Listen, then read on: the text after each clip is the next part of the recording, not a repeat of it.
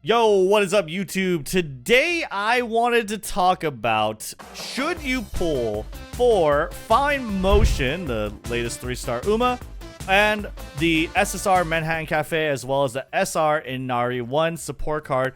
Which of these are good? Is it an Oshi Uma? Is it a must pick? Let's find out.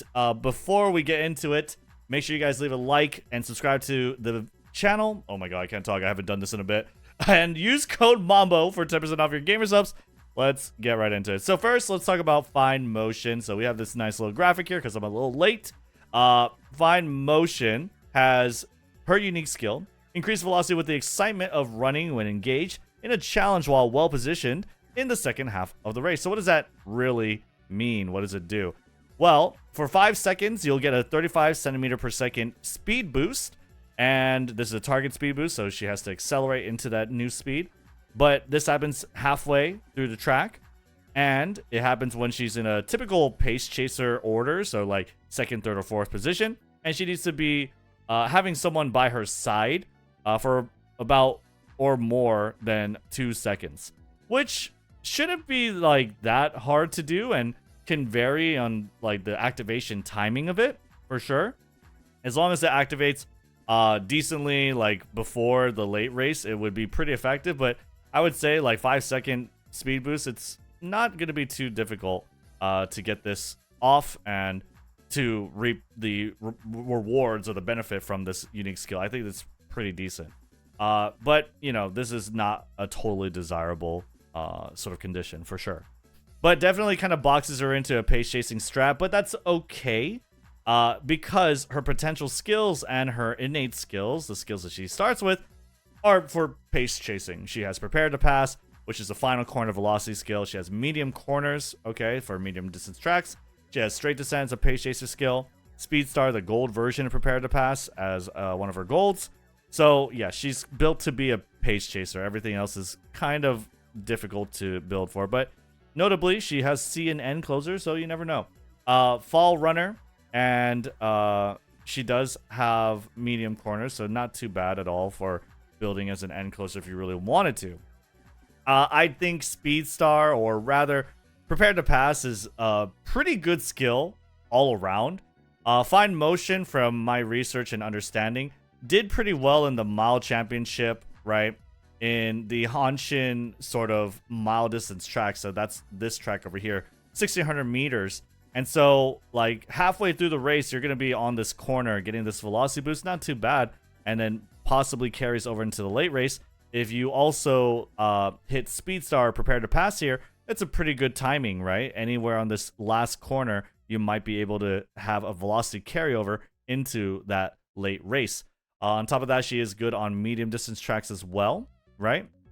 And she has Straight Descent. Straight Descent is also pretty good on this track. 1600 meter Hanshin, where you have a downhill over here, and it's pretty much going to be able to get you to that acceleration zone. So Fine Motion seems pretty much built for the Hanshin Juvenile Fillies, the Asahi High Futurity Stakes, Mile Championship, the Okusho, these type of mile distance tracks.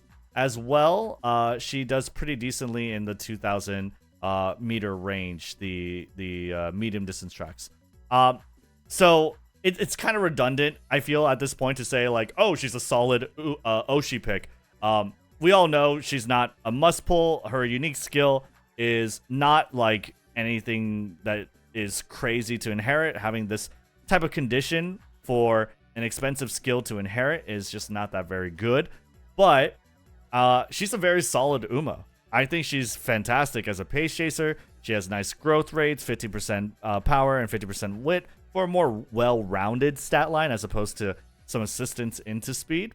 But again, medium pace chaser, has acceleration built into her kit, has endgame velocity or into late race velocity, so like win condition velocity skills, as well as some decent green skills, right-handed and fall runner. I think she's fantastic. I think she's a great Uma. Very good racer for the tracks that she wants to race in. And yeah, I mean, if you're interested in Fine Motion, definitely you should pull for her.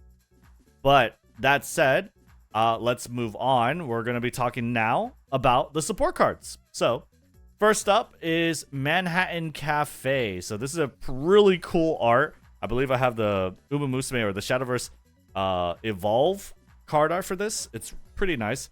Manhattan Cafe is a card that on 0 limit break is like, she does her job. You know, she has some specialty priority. You give some initial stamina. You have like 35% friendship bonus, which is not anything to like scoff at for sure.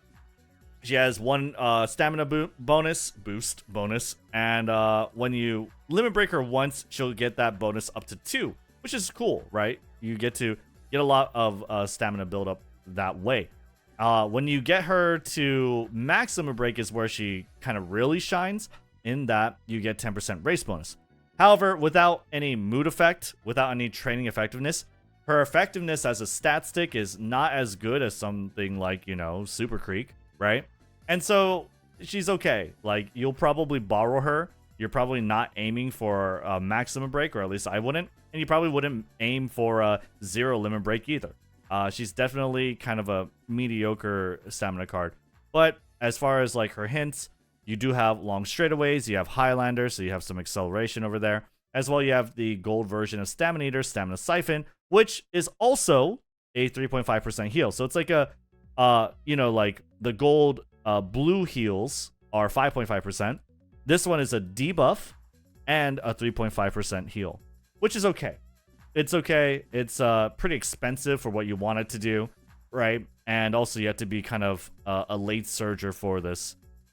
So as far as like the hints, it's okay. The skills from the events, it's all right. You know, long corners is pretty cool, but it's not anything to write home about, and I'm not like super enthusiastic or excited about this support card banner. Inari One is an SR card, and we are not going to be aiming to roll for an SR card in any card banner. That's pretty tough to do, but over time, you will be probably able to max out or max limit break Inari One just over time from doing pulls on any of the card banners. So what happens when you do? If you do get max limit break Inari One, you do have some pretty good specialty priority.